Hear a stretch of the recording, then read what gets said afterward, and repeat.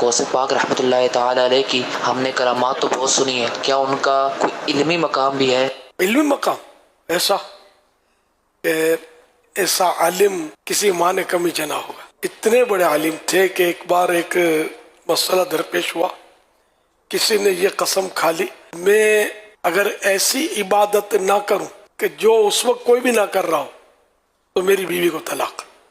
اب علماء مفتیان کرام سب مطلب اس کا جواب کسی سے بن نہیں پڑ رہا تھا کہ اب نماز وہ پڑھتا ہے تو رات دن ہر لمحے کوئی نہ کوئی دنیا میں کہیں نماز پڑھ رہا ہوگا. روزہ تو بھی لوگ روزے رکھ رہے ہوتے ہیں، کہیں رات ہوتی ہے کہیں دن ہوتا ہے، ذکر و اذکار تلاوت تو سب کر رہے ہوتے ہیں. تو ایسی عبادت کیسے ہو سکتی ہے کہ اس وقت روئے زمین پر کوئی بھی وہ عبادت نہ کر رہا ہو، یہی فرد اس عبادت سے مشرف ہو.